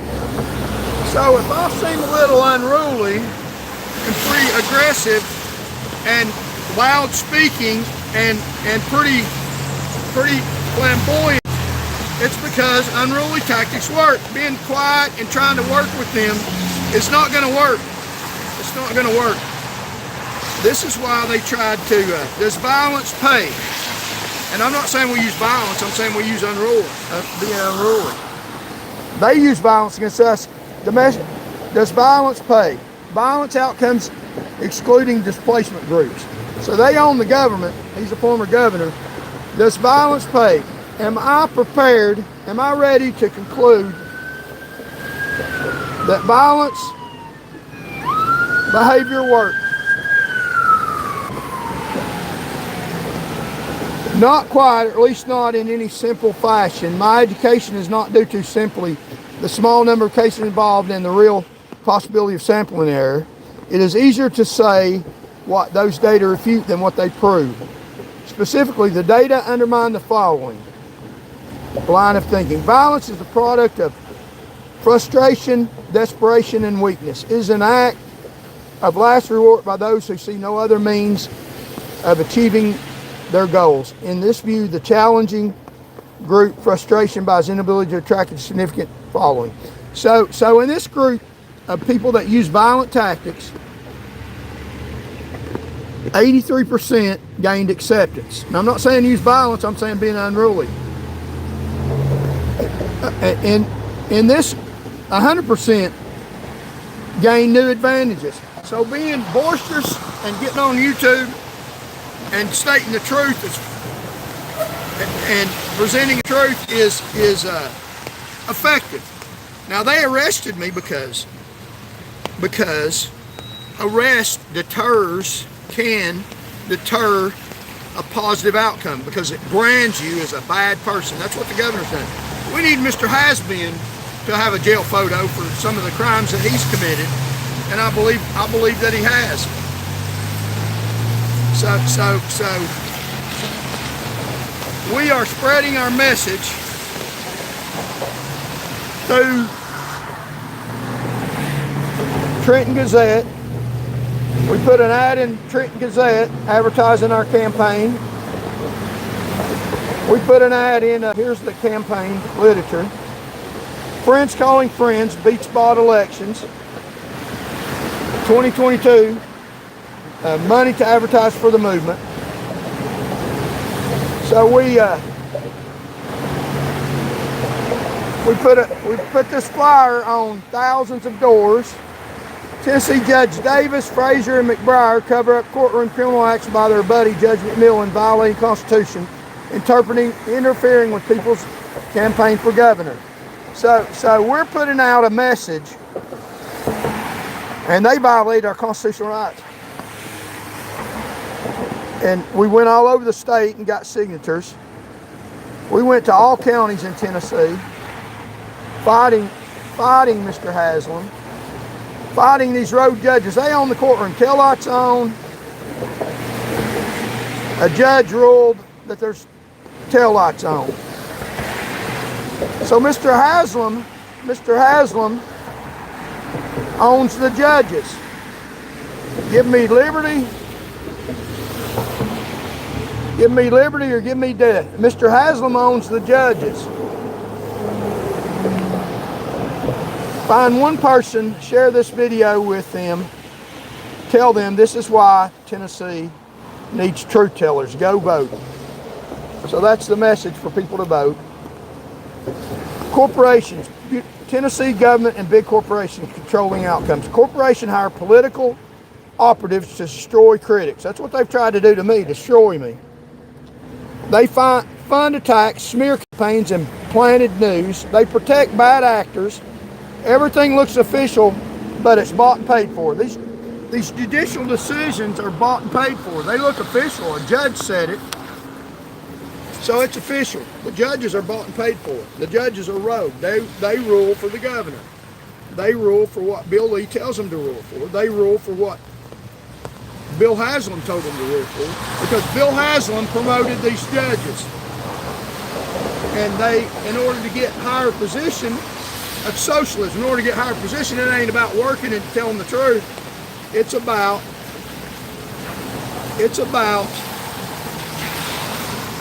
doing what the small percentage that own 30% of the money do. If corporations hire political hitmen, what makes you think bureaucrat judges or agencies aren't doing the same thing? Tennessee's legal bureaucracy is just a corporation with a state seal on it. So corporations hire political hitmen. Bill Haslam and his corporation does, and his government does the same thing. And here is Bill Haslam in front of these judges that ruled against me, that took my job. So this is another bad thing that Bill Haslam did, caused the fatality rate. These are Tennessee judges that made an opinion against me and for him. He's friends with them. Look at this. Here's Bill Haslam. Here's the judiciary, Supreme Court members. There's the Chief Justice of the Supreme Court. Right there's Haslam. You think he's going to rule for you, or is he going to rule for him? He's the one that promotes it. There's another former governor, Clement's son, Clement Jr., Clemmy Jr. I call him. My case came before him, and he ruled for the governor. See, they're little buddies here.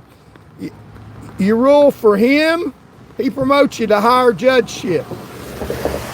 So that's how these people win.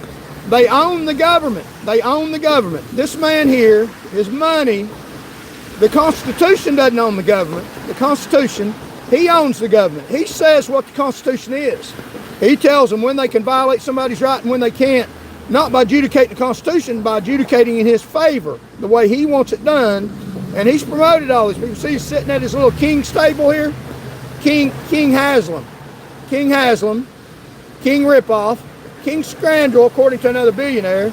And he tells him what to say. Chief Justice of the Supreme Court is going to rule in his favor all the time. The Constitution doesn't matter. The Constitution makes no difference. Makes no difference. What he say, what goes. What he says goes. Chief Justice, chief liar. Chief liar. Judge Clement, chief liar. Chief liar. He didn't admit an expert witness, in my case, made the roads more dangerous for even himself. Made the roads more dangerous for himself. To rule for the governor, to keep me off the roads. I could be on the roads right now keeping it safe, but he, in their corporation, lied on me. He's got the same degree that I have, graduated from the same law school. They got their boot on my neck. They got their boot on my neck. He's got his boot on my neck. Get it off, Bill Haslam. Get off my back. Get off my shoulders. And they won't let you get up, no matter what you do, because they think they own the truth. The truth benefits them every time, all the time. Judge Clement, his daddy was a former governor. You can look at all these people in government power and look at their daddy. Who's your daddy? They've inherited government positions. They bought it. It's like a well-oiled machine that works in their favor, and you get all the exhaust. It's a system of socialism. Here's three judges that rule in their favor every time, all the time. Judge Clement Jr., he's deceased now, God rest his soul. all three of these people, in other cases too, agree. You can't get three men to agree on anything. How do you get three men at a table to agree on anything? Sit down with two of your other friends and see if you agree on everything. You're going to disagree. These people in judicial court rulings where cases come before them against this man here, cases come before them. They're arguing that I seen or should have seen the case. I said, no, I didn't see. I got an expert witness that I didn't see. Arguing before these three people, arguing that somebody committed fraud, and all three of them agree with him that I should have been fired. So you got 1, 2, 3, 4 people agree. Can you get 4 people agree on anything? Sounds like. So they agree with him, and then he agrees with him. So everybody agrees with him. Everybody agrees with him. All these people agree. All these people agree. They all agree with him. They all agree with the governor. Now Bill Lee's sitting there. They all agree with Bill Lee. Isn't that amazing? You can't get that many people to agree without something intervening, without some reason. If it was an unbiased court case, a judge would say, no, I don't agree with this. I think it's this way. At times, but every time, every single damn time, it's because it's rigged. It's a rigged system of socialism. They agree that they should get all your money, all your livelihood, all your work, that they should get a life of freedom and success and happiness and benefit for doing nothing off you. They agree with that 100%. Yeah, I don't have to do nothing. I'll write out a paper sign that says somebody did something wrong. Agree with the governor. That's our system of injustice, a system of socialism. Americans' costs go up, wages don't. That's the real robbery happening in plain sight. But their wages go up. Their wages go up. Senate's wages goes up. Bill Haslam's net wealth has increased. It's a system of inequality adjudicated 100% in their favor. How do they agree all the time? They agree because it's rigged. They agree to extrapolate money out of you to roll for the governor that'll promote them. They agree to keep their little monopoly. They agree to keep their socialist system. I've got the same education as Clement Jr. From the same school. I've got more education than him. You think he had any trouble getting his law license? Hell no. You think he had any trouble not only get his law license, he's on the appeals court of the state of Tennessee because he will rule for their socialist system. If that had gave me my law license, I would have argued for the Constitution. The same thing they do. They argue for their constitutional rights. When they're in trouble, when they commit crimes, they argue the Constitution. They don't want somebody in their courtrooms to argue for your constitutional rights. How about the public? You think they care about the public? They don't give a rat's ass about you. They care about themselves and their little monopoly, their little socialist system. It's a socialist system. It's not free market economy. They say free market economy, and then on the other side, they adjudicate against a free market economy. That's what these people do. And until we vote them out of office, get boisterous and loud, and fight these people at the polls, it's always going to be a socialist economy. You're going to have trouble eating. You're going to have trouble doing anything. You won't hear this anywhere else. Charles Van Morgan, Unbridled News. How's the economy working for you right now? It's working real well for them. Working real well. So food prices, we're talking about inequality. Food prices, 2010, 2025, up 36% overall. Food inflation, wages, up 14%. So the cost of food's more up higher than the cost of wages. Some period, your groceries doubled, your paycheck didn't. Bureau of Labor Statistics. So your food prices doubled, but your paycheck didn't. So you can buy less food. Their paychecks increased astronomically according to the price of things. Houses and rent were medium income. In 2010, the rent was $930 a month average, median. In 2025, the median rent is $1,464. Because of Bill Haslam, Bill Lee's, Clement, these dirty judges, socialist Tennessee government. They say it's laissez-faire and they rule for hard work and dedication, but is your wages showing that? Don't look at what they say, look at what they do. They're over the government. They have a lot of say in food prices and taxes. So it's a 57% increase in rent. You're paying 57% increase in rent. Your wages just went up 14%. So how are you going to pay that? A lot of people going homeless. Oh, that's because they don't work hard enough. No, that's because we're getting ripped off by Bill Lee, by Bill Haslam, the Christians, the people that put out propaganda that's false. That's according to the Bureau of Median Rental Prices. So rent went up 57%, food prices 30%, your income went up 14%. It's not keeping up. The rich are getting richer, according to the car number. Car payments, average car payment in 2010 was $398. The average car payment today in 2025 is $742, 86% increase. And it's even more than that, I think. You don't choose a luxury car, inflation chooses you. That's according to Experian Auto Finance. So car prices have went up 86%. They're going to start making us walk to work, aren't they? Walk to work for them while they drive in cars. We can wave at them. We can wave at them in their cars while we're walking to serve them. They'll have to be well and rested after dictatorship offices ordering us to work after we're tired walking there. Health insurance premiums, and this is a big deal. This is life and death. People that get better health care, richer people, Haslam, they got a little scratch on its wing. He'd go to the emergency room, he'd get first place.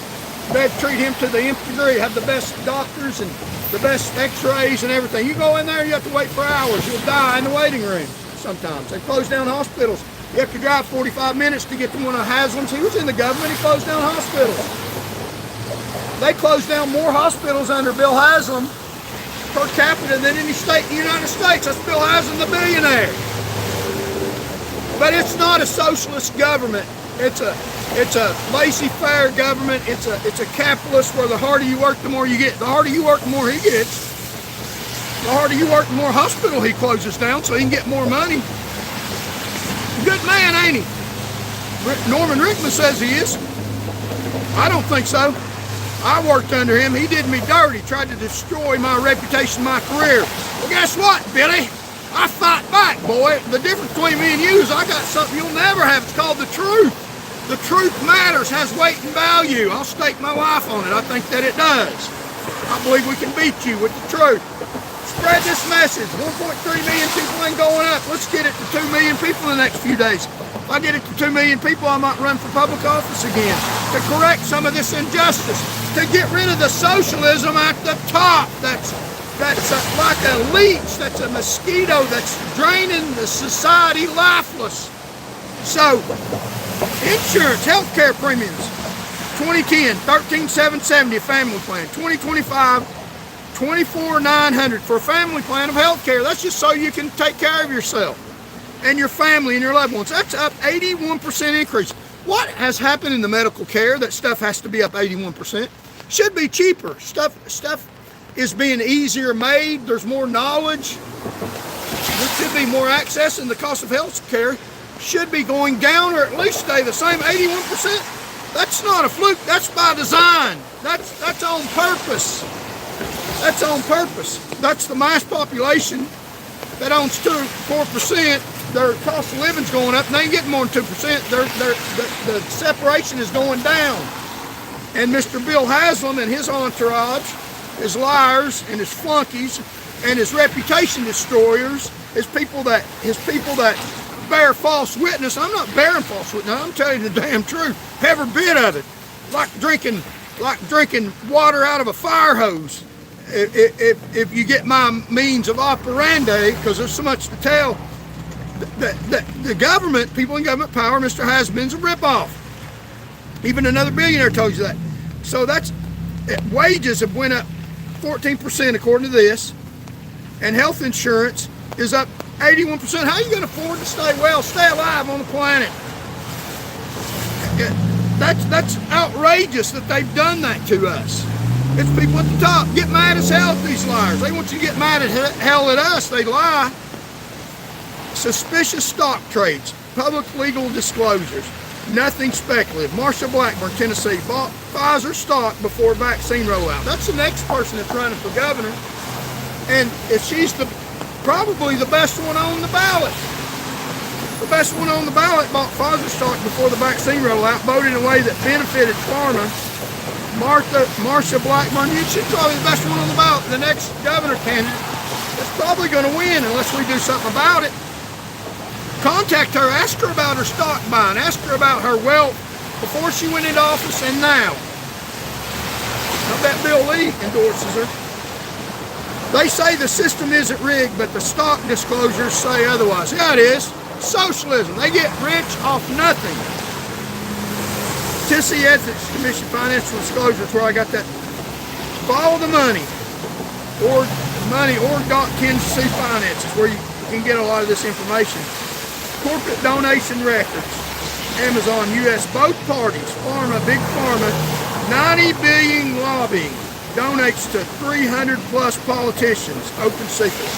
So it's money that's buying the socialistic government that you got. The socialism government money's buying it. They're paying so that they can get super wealthy for doing nothing except for destroy Tennesseans. Get the message out. Subscribe, share it. The way we can beat them is vote them out. Vote. They'd like to kill me. I just want to vote them out of office. I hold them to the standard they hold me, except for I'll fair. Knew or should have known. They know, or they should know, and I'll present the facts. So health for profit. Prison donate heavily to Tennessee state leadership. So there's money in putting people in prison. THP aligned unions donate to specific communities. The donations tell the story long before the votes do. It's about donations and money that buy these elections. It's not election by the people for the people.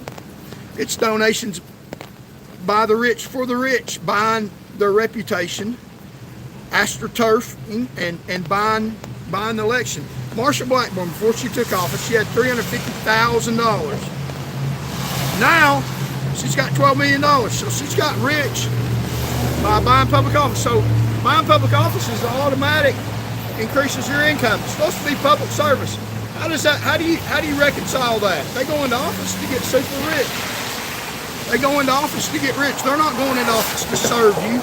When I was in public service, I went into public service to serve you, and I did serve you. I lowered the fatality rate. These people go into public office to get rich. You get on the Republican ticket, get on the Democratic ticket, get elected. Your income's sky high, goes way up. Socialism. We're using our government to promote socialism. You get in public office, and you're all of a sudden a millionaire. Good how that works out for them, isn't it? Like on a football team. If you don't practice and play, you lose the game. That's not socialism. Where the rubber meets the road, look at the beautiful view. Where the rubber meets the road, then you'll be successful and win a football game or not. And these are states competing against states. And this is my biggest argument about the University of Tennessee. Now, Lane Clifton just left Ole Miss and went to LSU for the money. Now, Lane Clifton he's got his team, I think it's 11-1 this year, and he's not even going to coach them. He left for money. And that's business. That's business. He got a right to do that. It's pure business. The government is not pure business. People go in the government and they swear to hold the office in the Constitution. And the government is about public service, about serving the public. Sometimes maybe at your own deficit. Instead of these people going into office and making more money, they ought to go into office and at least make the same, maybe a little more cost inflation, or make less to serve the public. They don't do that. They go into office and they get super rich. A ticket to get super rich. They could get somebody under the bridge down here, under the Gay Street, under the Broadway Viaduct, one of these homeless people that even does drugs, dress them up, put a red on them or put blue on them, put a Democrat or Republican flag, put them on the ticket, and they do it all the time, similar, and let them run for office and say they're running as a Democrat, running as a Republican, and they could get a drug addict that's worthless to run for office under the banner, Republican or Democrat, and they could get elected and then they would get super rich and be able to do more drugs. I mean, it's about the party and the politics. It's not about who is going to make society better for you. When I was in government service, I made society better for you at my own demise sometimes, risking my life. They didn't. I was good at it. I never got hurt. I got blackballed and dirtied by the government floor. Now we're changing that, aren't we? We're changing that. 1.3 million people will continue to do that. We'll continue to fight. We'll continue to throw the punches, to throw the truth punches while they lie. And the truth carries more weight than a lie, because if you lie, there's something to disprove it. If you're telling the truth, there's nothing to disprove it. Look at their bank accounts. How they get super rich going to public service. I lowered the fatality rate, made it more easy for people to get home safe. My bank account did not astronomically grow. So Marsha Blackburn went into office, 350,000. She came out with 12 million. Bill Lee had before office at 200 plus million. Now it's unknown because of all of his assets are in a blind trust. We do know, that's the sitting governor now, Bill Lee. We do know that he voted for a tax break that helped his company. So while he's been in office, he has voted for rules that make his company make more money. Socialism for the rich. He's lowered his tax burden, his personal tax burden.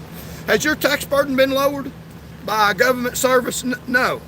When Bill Haslam was in office, he ended the inheritance tax, which is only a tax by the super rich, the top tier, the 30% of people that have the few people that have 30% of the wealth. He lowered their taxes and his tax. He lowered the inheritance tax. And then he enacted a gas tax that is a burden on, so he raised your taxes and ended his tax. That's what Bill Haslam did. These people are not public servants. They're public socialism. Colonel Matt Perry under THP, promoted under Bill Lee. Salary is $178,000. He has no education in emergency management. One of his family members is a previous Supreme Court justice. The command staff, they have political ties. They don't get promoted for their service to you. They get promoted because of socialism. They get a free ride. It's not based on effort, work, and accountability. So the higher you go, the more political the badge becomes.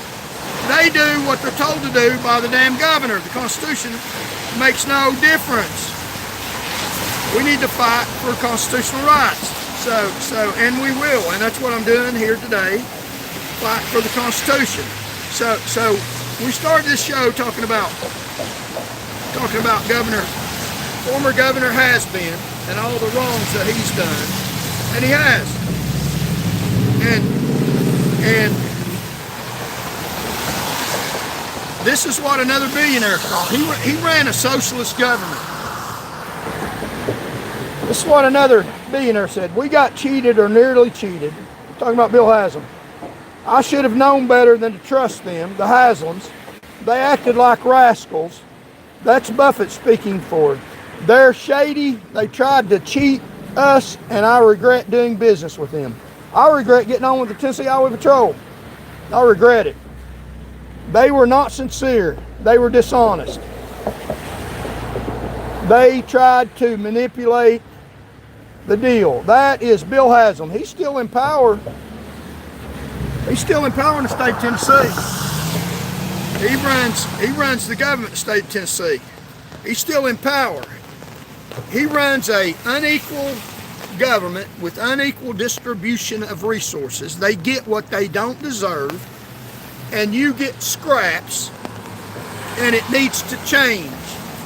And God sent band, and I'm getting ready, and that's what we're doing. We're hammering them with the truth, and we can beat them. We can beat these crooked thugs, and we can get a government that is based on you get what you deserve. you get what you deserve, and we can end their socialism at the top of Tennessee government. So the way you can do that is to subscribe to the channel, share the voice, getting our voice out. Now we need money, but the money is for a voice to get a message out against these people in power that are rogue, that are running a socialist Tennessee government. So like, share, comment, and subscribe, and share this message to your friends. Share this message with your friends. Vote. Voters of truth and rage. Or if you live in Tennessee, voters of Tennessee and rage. So we're putting out the truth.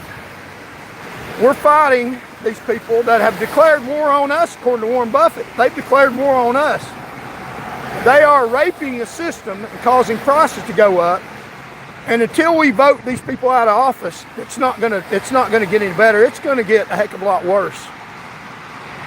Food prices are gonna skyrocket. The roads are gonna get more dangerous.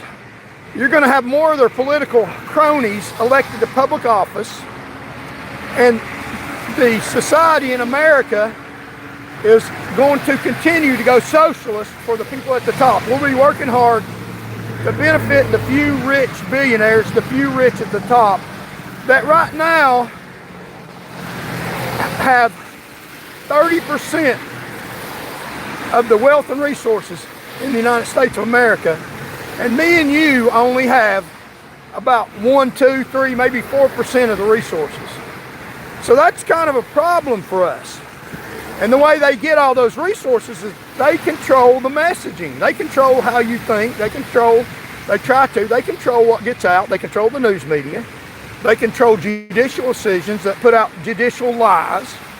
And they control the world. They control the economy. And it's a socialist economy. They say it's a free market economy, but it has nothing to do with a free market economy. It's a socialist economy. A socialist economy is an economy that's based on inequity. It's unfair. It's unequal. It's a system that benefits people that don't do anything. They literally get millions of dollars by transferring wealth. Transferring a dollar doesn't make any money. What makes money is you and me by delivering goods and services, by our hard work and dedication, by our sweat, blood, and tears, by moving things. Our truck drivers, our police, our firemen, our grocery store workers, our healthcare workers, our nurses, our people that carry and move society every day. These people here that are going to work, these are the people that benefit society, that are going to work, that are moving society. And we have literally at the most 4% of the wealth. We have 4% of the ability to buy food. We have 4% of the ability to live. There's a beautiful bridge, and the beautiful scenery. Right there's where a hospital used to be, right there, that they've closed down. They closed down a hospital because the wealth went to them. And the price of those buildings costs more to live there. There's a beautiful view of the river, the Tennessee River. Let me make sure, let's make this exciting and dangerous. See if I can put this over without it falling out of my hands. Look at the river here. So hold on, if the screen goes off. So it's supposed to snow today. There's the bridge that Bill Haslam, that's the bridge that Bill Haslam was standing on back in maybe about 5 years ago. And now that bridge is broken down, just like Mr. Bill has been. It's broken down. Anything he touches breaks. He doesn't care if that bridge is open because he don't use that bridge. He lives in another part of town. This is the less affluent part of town. So, and like I was explaining to you, y'all about a football game. And this is the gist of the show right here. There's the football stadium. There's the football stadium. You can see the Vols emblem. Last week they had a little catastrophe there. Last week, like, share, and comment, help us spread the message. You see the Vols emblem there. Let's see if I can. So last week they had a football game where we played Vanderbilt. Vanderbilt beat us bad. A stomp down, a beat down. And they have Tennessee Highway Patrol on the sidelines. And I think they're a bad influence on the players, because the people that are on the sidelines are high-ranking THP officials, and they haven't got promoted because of their hard work, dedication, because they have protected society. They've got promoted because of who they know, because of socialism. They got stuff handed to them that they didn't work for. They don't belong there. That gives an impression to the players, and I don't know what they say to them, but it shows them, the players, it's a bad influence, because it shows the players that you don't have to work hard. So this is on. You don't have to work hard. You don't have to work hard in order to get promoted, in order to get something, in order to win, in order to get more money. You don't have to work hard. You have to know somebody, or stuff will be given to you. In order to win football games, it might be the impression that they get. We got promoted, look, we didn't do a damn thing. That's my daddy, or I got money. And that's the reason why we're in high positions of power. So you don't have to worry. You don't have to work hard. You don't have to earn anything. Don't worry about it. Socialism. And then they give that impression. Then when they go out on the football field, the other team's not into socialism. I bet Lane Clifton don't teach his team about socialism. He called them hard work, dedication. 11-1 season. So, and I'm not saying Heupel's a bad coach. I like Heupel. He's up against a hell of a state government here in Tennessee. So he might leave Tennessee, I don't know. It's a crooked state, I'll tell you that. Crooked people in power. The people, may God love you, and that's what I'm speaking for. The mass population. So in a football game, and I used to play sports, and I love sports. Sports teaches you, in order to win, in order to be successful, it's a level playing field. You go out, got the same number of people on the field as the other team. In order to be successful, win on the field, you have to prepare before the game. You have to work out. You have to here's a beautiful view. You have to work out. Leave my lens off. You have to work out, and you have to practice, and you have to get better, stronger, and faster. In order to get better, stronger, and faster, to move the football down the field or put the basketball in the hoop, you have to practice. It takes hard work and effort and dedication. You don't get it for free. You don't get a touchdown because your daddy was a former captain or the coach of the football team. You get a touchdown because you go like Herschel Walker and you do thousands of squats every day. You do thousands of sit-ups. You work and earn it. It's a level playing field. Sports levels the playing field.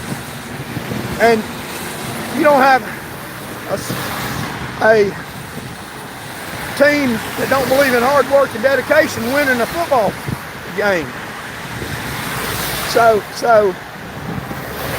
when I was in high school and I played sports, I played basketball, and I had a 40-point game one night. I scored 40 points in one game.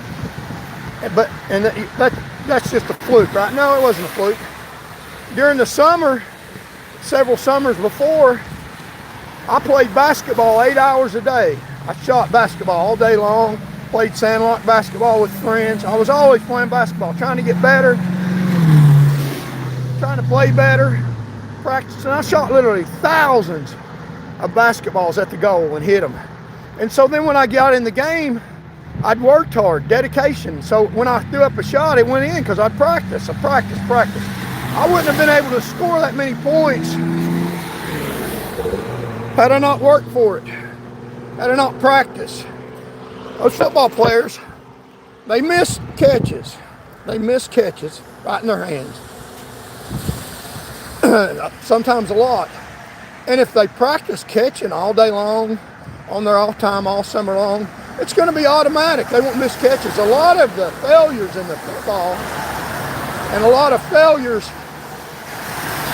in the government is because people that get the situation, that get in office, that haven't worked and don't deserve it, and then when push comes to shove, their worth ethic shows up in that they fail. And when the government fails, they continue to take more money, you fail, because they make up for it. But in a football game, when they haven't practiced, when they haven't gotten ready, when they haven't put in the hard work and dedication, then they fail.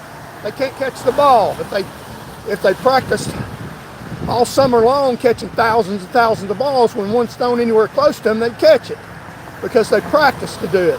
When they lay up drunk smoking marijuana and don't practice, they might have a little talent being able to catch it every now and then, but the other team on the other side of the field, like Alabama or Georgia, they got players that don't smoke marijuana, that don't lay up drunk, and I'm not saying you two players do, and I know I've smelled it on some of their breath when I was there several years ago, and they're talented and they're going to beat you. So hard work and dedication still matters, but we have a socialist government that is destroying the economy. And Bill Lee is part of that socialist government, and Bill Haslam's part of that socialist government. And I'm putting out the truth about them, that we need to fight and we need to vote these people out. So join, vote. Voters of Tennessee and race, thank you all for coming. You can say it's a wet, rainy day.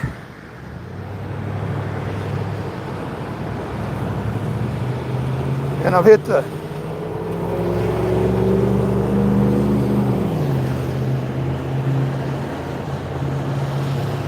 button to make the screen dark. It's a wet, rainy day. We're back on our way back to the house. So we're getting more people than a lot of the local news channels. So we're getting the word out. And we thank you all so very much for joining us. You're part of the solution, part of the help, part of the way to make things better. The government fears getting the information out. The government fears the population that only owns 4% of the wealth. They fear you because there's more of us, a hell of a lot more of us than there is them. And we can fight and win and practice every day. By practice, call your friends, call your family, call your legislator, complain about the economy, about the situation. Don't be violent or do things illegal. Be disruptive within your legal means. And let's get our constitutional rights back. They want to take it away from us. They want to take our speech away from us. And if they take me off this channel, and they might, I'll be on Telegram, I'll be on... All I'm saying is vote. But they don't like what I'm saying is why to vote. And why to vote is because they're running a socialist economy, a socialism from the top. So they've already taken me off some of the social media channels. So thank you all for joining me. May God bless you all. Like, share, comment, spread the message. Hard work and dedication, and we can beat these scoundrels using their own words, what they call each other. Thank you all for coming. We'll see you tomorrow, hopefully. God willing, the sun and the creek don't rise. Be careful in this weather. God loves you, and I do too.